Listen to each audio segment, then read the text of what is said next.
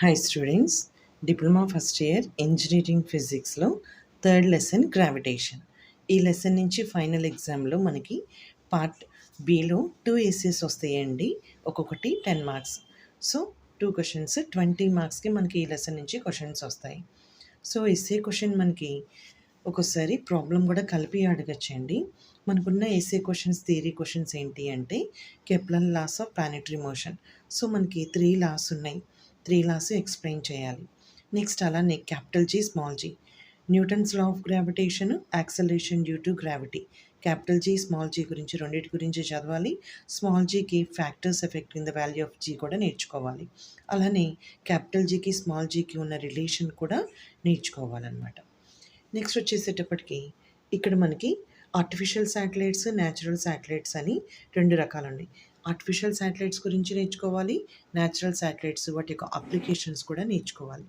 Next శాటిలైట్స్లో polar satellites, geostationary satellites అని ఉన్నాయండి మనకి. ఆ రెండింటి గురించి సపరేట్గా నేర్చుకొని వాటి అప్లికేషన్స్ కూడా నేర్చుకోవాలి. నెక్స్ట్ మనకి ఈ లెసన్లో థియరీ క్వశ్చన్స్కి కంటిన్యూషన్గా ప్రాబ్లం అడగచ్చు.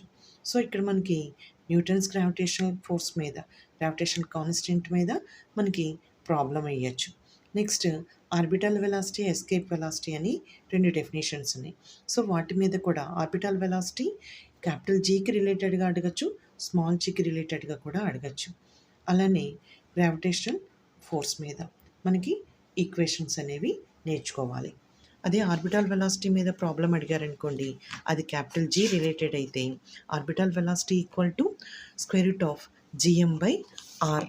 ఆర్ అంటే radius of the earth, M అంటే mass of the earth, G అంటే గ్రావిటేషనల్ కాన్స్టెంట్. అలానే ఆర్బిటల్ వెలాసిటీ స్మాల్ జీకి రిలేటెడ్గా అడిగితే square root of G into ఆర్గా ఇస్తాడు. సో మనకి ఇక్కడ సెకండ్ సమ్ చూడండి. ఇక్కడ మనకి M1 M2 మాసెస్ ఇచ్చారు, మనకి డిస్టెన్స్ ఇచ్చాడు. సో ఇక్కడ మనకి గ్రావిటేషనల్ ఫోర్స్ మనకి క్యాపిటల్ జీ క్యాలిక్యులేట్ చేయమన్నారు. సెకండ్ సమ్లో మనం gravitational force F equal to G into M1 M2 by D square formula use చేసి క్యాలిక్యులేట్ చేయొచ్చు.